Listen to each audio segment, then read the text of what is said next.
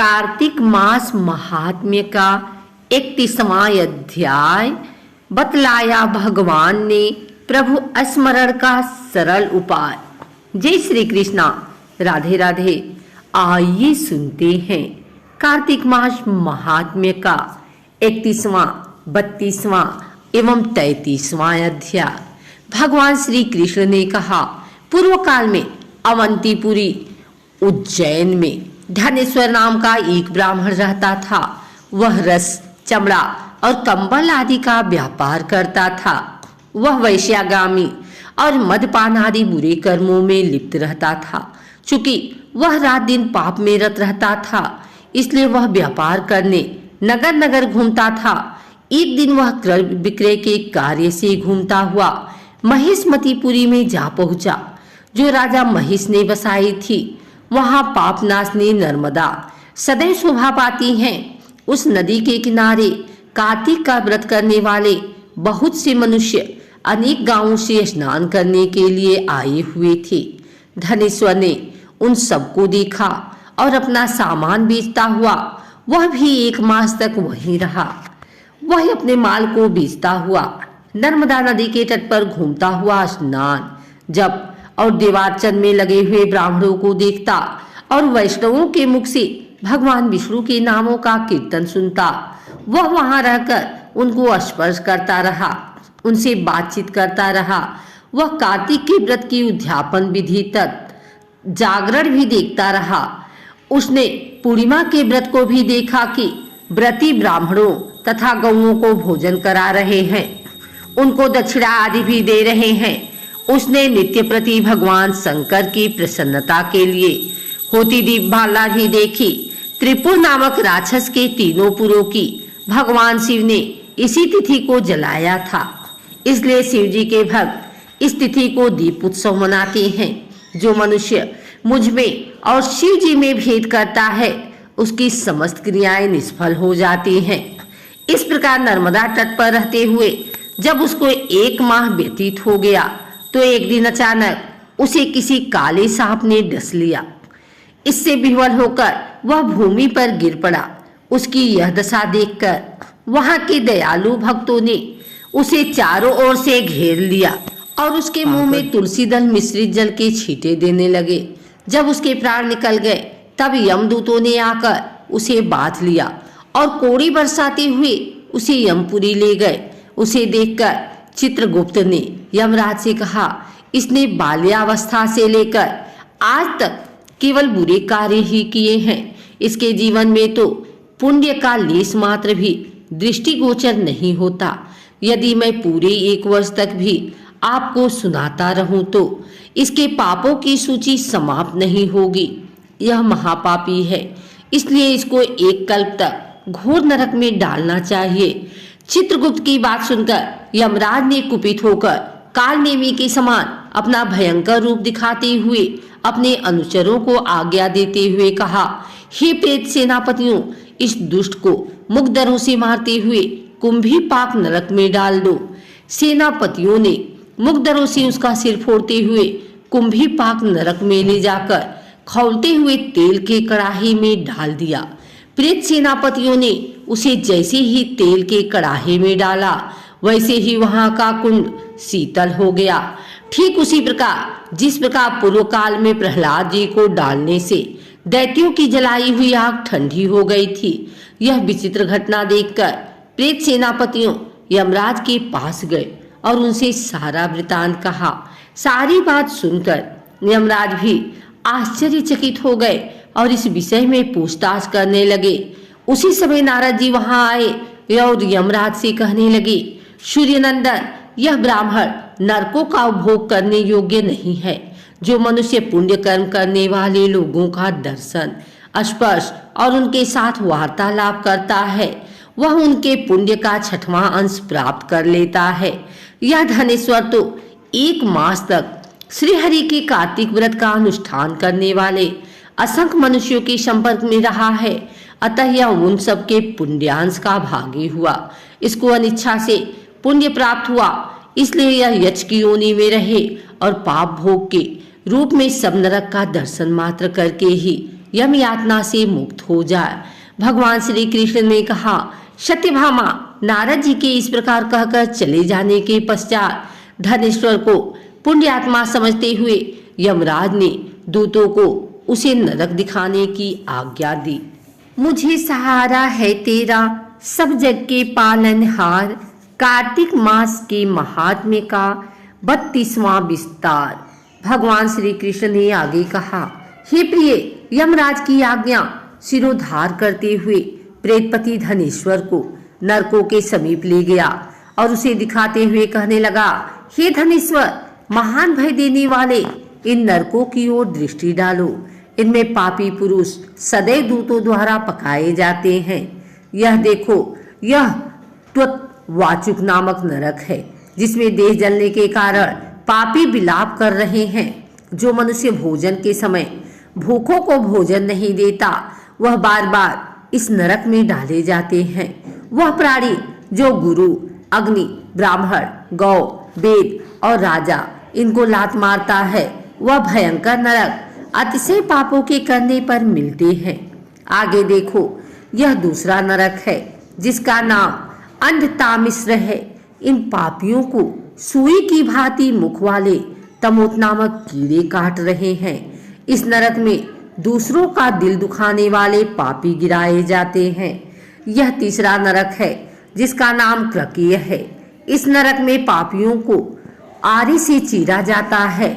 यह नरक भी असीम मतृवण आदि भेदों से 6 प्रकार का होता है। इसमें स्त्री तथा पुत्रों के वियोग कराने वाले मनुष्यों को कड़ाही में पकाया जाता है। 2 प्रियजनों को दूर करने वाले मनुष्य भी असीमत्र नामक नरक में तलवार की धार से काटे जाते हैं और कुछ भेड़ियों के डर से भाग जाते हैं। अब अर्गन नामक यह चौथा नरक देखो, इसमें पापी विभिन्न प्रकार से चिल्लाते हुए इधर उधर भाग रहे हैं। यह नरक भी बदादी भेदों से 6 प्रकार का है। अब तुम यह 5वां नरक देखो, जिसका नाम कुटसालमली है। इसमें अंगारों की तरह कष्ट देने वाले बड़े बड़े कांटे लगे हैं। यह नरक भी यातना आदि भेदों से 6 प्रकार का है। इस नरक में पर स्त्री गमन करने वाले मनुष्य डाले जाते हैं। अब तुम यह 6ठा नरक देखो, उल्वर नामक नरक में सिर नीचे करके पापियों को लटकाया जाता है। जो लोग भक्ष्य भाक्ष का विचार नहीं करते, दूसरों की निंदा और चुगली करते हैं, वे इस नरक में डाले जाते हैं। दुर्गंध भेद से यह नरक भी 6 प्रकार का है। यह 7वां नरक है जिसका नाम कुशविपाक है। यह अत्यंत भयंकर है और यह भी 6 प्रकार का है। इसमें महापात की मनुष्यों को पकाया जाता है। इस नरक में सहस्त्रों वर्षों तक यातना भोगनी पड़ती है। यही रौरव नरक है। जो पाप इच्छा रहित किए जाते हैं वह सूखे, और जो पाप इच्छा पूर्वक किए जाते हैं वह पाप आर्द्र कहलाते हैं। इस प्रकार शुष्क और आर्द्र भेदों से यह पाप 2 प्रकार के होते हैं। इसके अलावा और भी अलग अलग 84 प्रकार के पाप हैं। अपकृत, पांडाकते, मालिनीकर, जाति भ्रंश कर, उपाय, अतिपाप, महापाप, यह 7 प्रकार के पातक हैं। जो मनुष्य जैसा कर्म करता है उसे इन 7 नरकों में उसके पाप कर्मों के अनुसार पकाया जाता है। चूंकि तुम्हें कार्तिक व्रत करने वाले प्रभु भक्तों का संसर्ग प्राप्त हुआ था, उससे पुण्य की वृद्धि हो जाने के कारण ये सभी नरक तुम्हारे लिए निश्चय ही नष्ट हो गए हैं।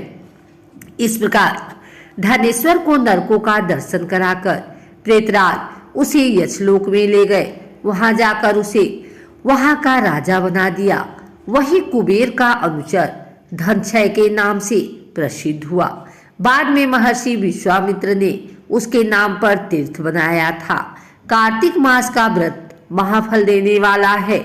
इसके समतुल्य अन्य कोई दूसरा पुण्य कर्म नहीं है। जो भी मनुष्य इस व्रत को करता है तथा व्रत करने वाले का दर्शन करता है, उसे मोक्ष की प्राप्ति होती है। दया दृष्टि कर हृदय में भव भक्ति उपजाओ, 33वां अध्याय कहूँ कृपा दृष्टि बरसाओ। सूत जी ने कहा, इस प्रकार अपनी अत्यंत प्रिय सत्यभामा को यह कथा सुनाकर भगवान श्री कृष्ण संध्योपासना करने के लिए माता के घर में गए। यह कार्तिक मास का व्रत भगवान विष्णु को अति प्रिय है तथा भक्ति प्रदान करने वाला है। रात्रि जागरण, प्रातः काल का स्नान, तुलसी वट सिंचन, उद्यापन और दीपदान, यह 5 कर भगवान विष्णु को प्रसन्न करने वाले हैं, इसलिए इनका पालन अवश्य करना चाहिए। ऋषि बोले, भगवान विष्णु को प्रिय, अधिक फल की प्राप्ति कराने वाला, शरीर के प्रत्येक अंग को प्रसन्न करने वाले कार्तिक महात्म्य आपने हमें बताया। यह मोक्ष की कामना करने वाले अथवा भोग की इच्छा रखने वाले मनुष्यों को यह व्रत अवश्य ही करना चाहिए। इसके अतिरिक्त हम आपसे एक बात पूछना चाहते हैं कि यदि कार्तिक मास का व्रत करने वाला मनुष्य किसी संकट में फंस जाए तो वह किसी वन में हो या व्रती किसी रोग से ग्रस्त हो जाए तो उस मनुष्य को कार्तिक व्रत को किस प्रकार करना चाहिए, क्योंकि कार्तिक व्रत भगवान विष्णु को अति प्रिय है और इसे करने से मुक्ति एवं भक्ति प्राप्त होती है, इसलिए इसे छोड़ना नहीं चाहिए। श्री सूत जी ने कहा, इसका उत्तर देते हुए कहा, यदि कार्तिक का व्रत करने वाला मनुष्य किसी संकट में फंस जाए तो वह हिम्मत करके भगवान शंकर या भगवान विष्णु के मंदिर जो भी पास हो उसमें जाकर रात्रि जागरण करे।